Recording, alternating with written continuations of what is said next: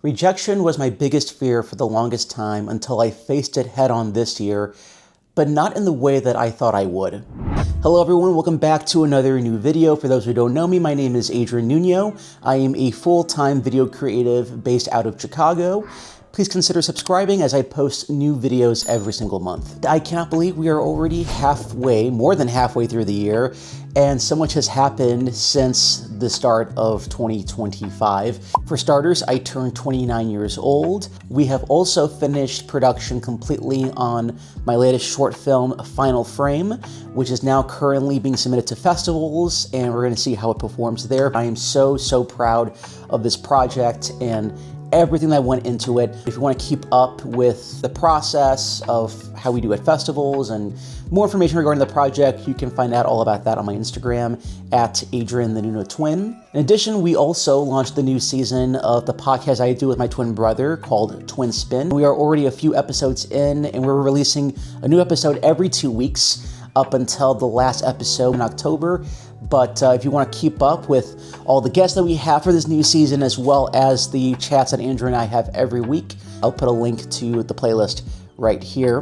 But I also had the chance to go to World Pride in Washington, D.C. back in June, and it was such a crazy but fun and liberating experience. For one, I'd never been to DC before, so I got to check out a lot of the monuments and the famous landmarks that I've only seen in photos and online, but never in person. I also got to see many great performers, from Khalid to Cynthia Erivo. So to be in that space with people who are LGBTQ+ like yourself, but also people who are incredible allies and supporters of you being your authentic self, was such an incredible thing to be a part of. But in addition to all of that, there was something that I experienced in DC that I definitely took with me back here to Chicago, which is the main topic of what we're talking about today, which is rejection.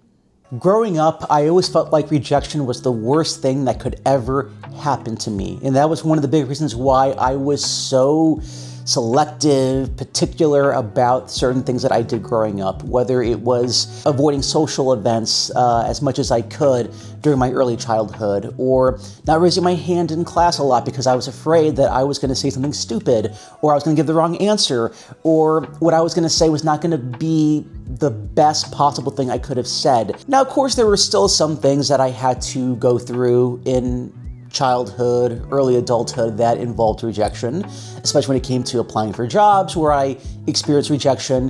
When my twin and I submitted our projects to festivals and got rejected, that was part of the game.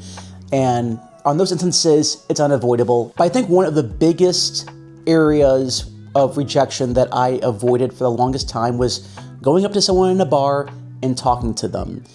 That idea scared the shit out of me. I had the safety net of dating apps for the longest time to avoid the possibility of in-person rejection, until World Pride came along one afternoon at World Pride, where we were out seeing the parade.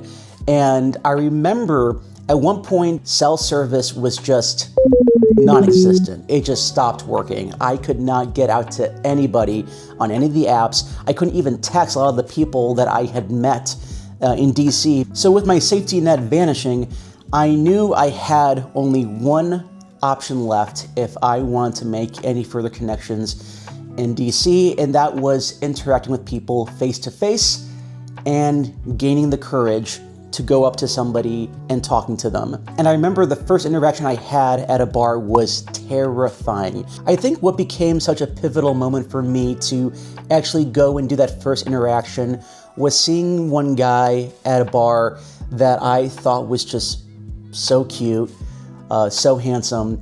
And it occurred to me that what was going to hurt more, the hurt of actually going up and doing the interaction, or the regret that I would have later, knowing and wishing that I would have gone and done something. Like, I really had to weigh which one was going to hurt more.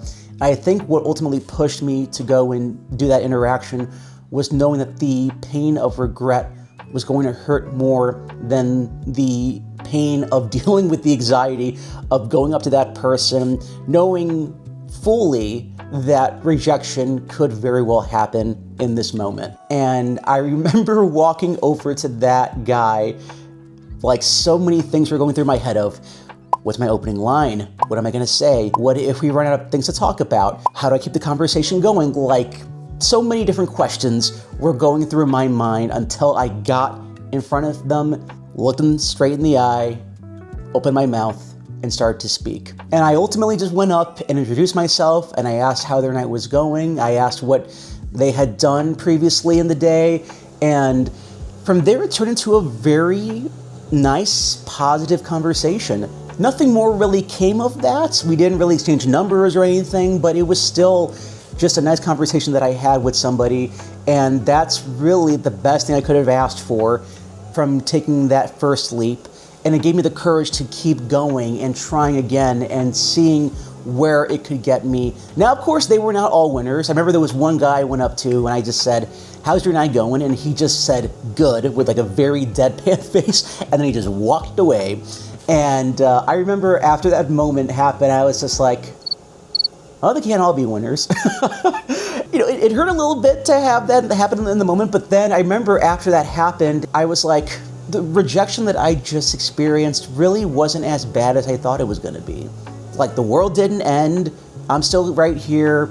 And so in the end, putting myself out there created the opportunities for real, genuine connections, and also really getting me to be more comfortable with something that growing up, and in many ways to this day, still continues to terrify me.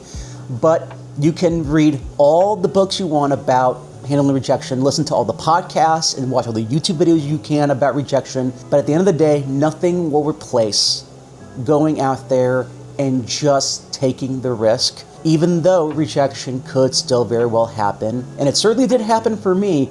But at the end of the day, when it was all said and done, I'm still here, and I'm very proud of myself for having done that.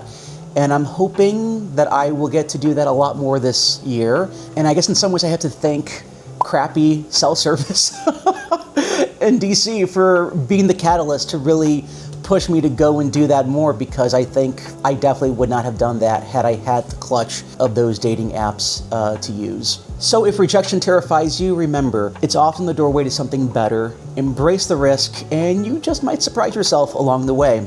So that's all I have for today's video. Thank you very much as always for watching. Be sure to like and subscribe as I post videos every single month. And if you have any rejection stories of your own or thoughts that you want to share, put them in the comment section down below. You can watch my latest video right here. And until next time, be safe, be happy, be well, and I will see you all in the next video. Bye, y'all.